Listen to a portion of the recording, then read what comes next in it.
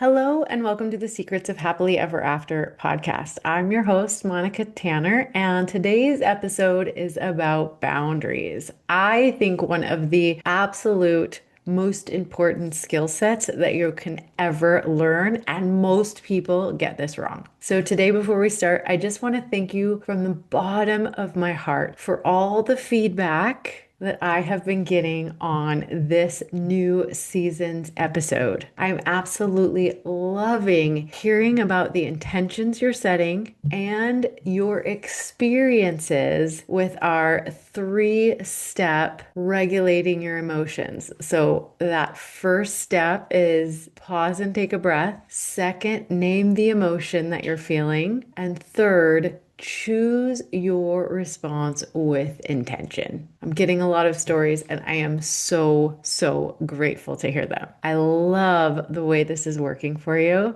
And once we talk about boundaries today, I think you are really going to feel more powerful and more capable of creating more of what you want in your life and in your relationships. So let's jump right in. So, in keeping with this idea of how to eliminate regrets that you might feel at the end of your life, something that people often say near the end of their lives is that I wish that I had spoken my mind instead of trying really hard just to keep the peace. Or said another way, I wish that I had lived my life for myself and not for other people. This is a really common regret that you hear people say. The cost of not learning how to create really healthy boundaries in your life is staying quiet when you knew you should speak up, trying to be agreeable, people pleasing, perfectionism, realizing just how disconnected you are to the people you love the most. So when people talk about their regrets, it's not that they're regretting the boundaries that they set. It's that they're regretting not having them, because without boundaries, resentment replaces intimacy. Boundaries are the key to taking really good care of yourself and teaching other people how to do the same. The truth is that you cannot have a deeply intimate friendship or a passionate, lasting partnership without setting clear, healthy boundaries. This is because boundaries make it possible for real honesty and intimacy and vulnerability to be present in your relationship. So today I want to talk about boundaries, but the biggest misconception people have about boundaries is that they're ultimatums or walls. But I want to argue that having healthy boundaries is one of the absolute most loving skills that you could possibly learn. So when I think about a boundary, there's lots of really good analogies to describe them. One of them is like the mesh on this chair. If you can see this, it's like a screen, but it has little holes in it. Setting good, healthy boundaries keeps you connected to other people. So that's the holes. So you can be connected to the people that you love, but also protected, because the big, dangerous, yucky things aren't going to get through here. So boundaries keep you connected and protected. So throughout this year and this season, we're going to talk a lot about boundaries, more in depth. But today, I just want to introduce the concept and help you start creating some really healthy boundaries in your life. Sometimes I like to think about boundaries as the skill that makes intimacy possible. So, as you are listening to the next couple minutes of this episode, I want you to think about how you have previously thought about boundaries. Most people think of them as either ultimatums, like if you don't, or walls, like some protective barrier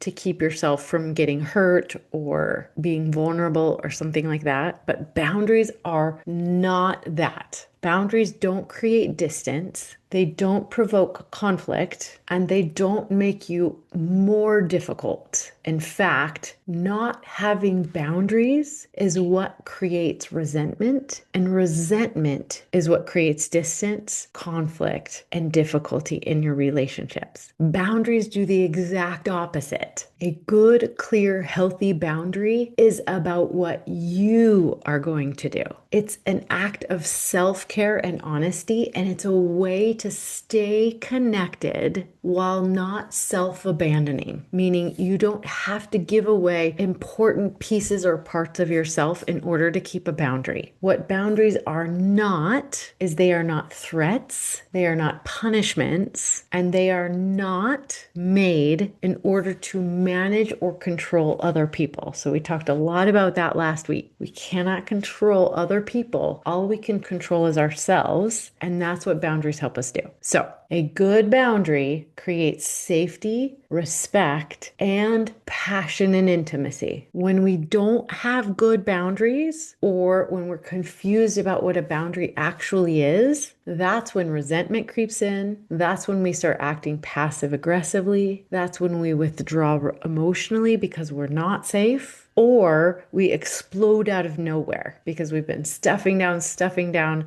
letting people disrespect us, not treat us well, and all of a sudden our lid flips, right? So in order to create a healthy boundary, I want you to identify one reoccurring frustration or resentment you feel in any relationship. So the one I want to illustrate, and I hope that many of you can relate with this, I think you can, is this reoccurring thing where my kids leave their socks all over the floor in my family room and the kitchen. Literally, my children will take off their socks all over the house and just leave them on the floor. So I learned how to set a boundary with my husband a long time ago. In the very beginning of our marriage, I expressed that leaving your socks everywhere is like really annoying and frustrating. And I didn't ever have to like really set a boundary around it because it wasn't something that we struggled with. But with my kids, I have to set a boundary. So here's a few really important things to remember about a boundary. We talked about it's not a threat or a punishment, meaning I am not trying to control their behavior. They still have 100% agency. They can choose whether or not to leave their socks on the floor. I'm not telling them what they may or may not do. I'm telling them what I will do if they choose to leave their socks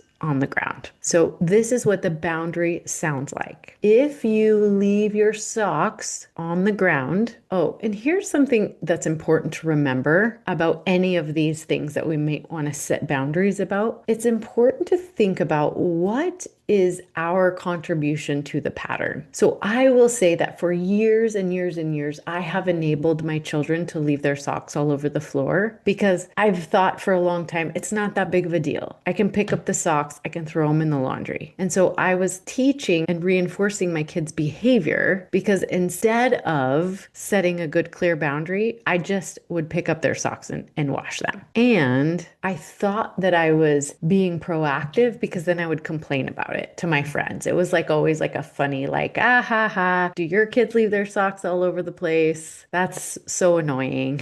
And so what most of us do when something needs a boundary is that we complain about it. So you can think about, so if you're trying to decide what you want to set a healthy boundary around, think about what you complain about the most often. So I would enable my kids to leave their socks on the floor all over my house because I would pick it up. It would create some resentment. Like, why are my kids such slobs? Why can they not pick up their socks? And then I would complain about it to my friends, like my running buddies. Like, my kids are so annoying. They leave their socks all over the place. So that is a good, clear indication that you might need a boundary. All right. So what a boundary is not what my kids will or will not do. They might continue to choose to leave their socks on the ground. But the boundary is what I will do in that case.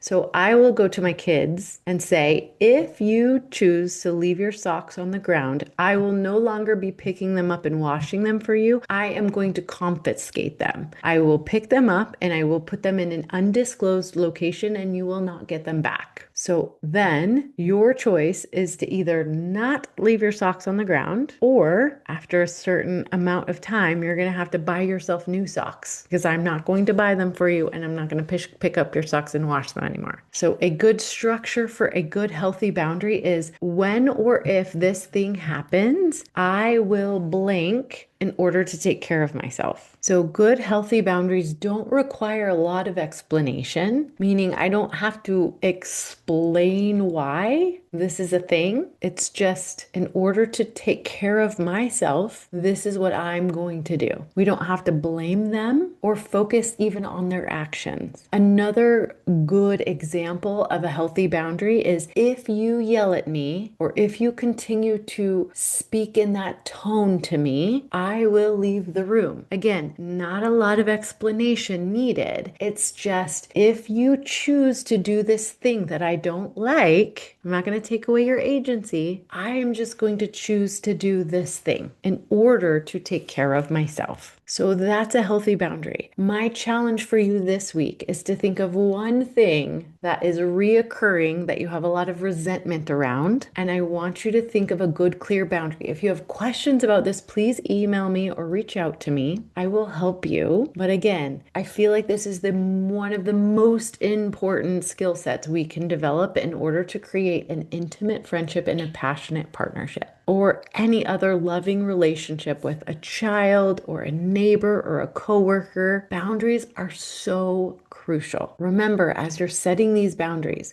boundaries are not about being less loving. They're about being more honest. They're about creating more safety, and it's about being connected and protected at the same time. If this episode was helpful for you, I would love it if you would share it with a friend or a coworker or a loved one, somebody that you feel like could benefit from these relational skills. We're going to keep talking about what it means to create an intimate friendship and a passionate partnership. I'll be here same time, same place next week. And until then, happy marriaging.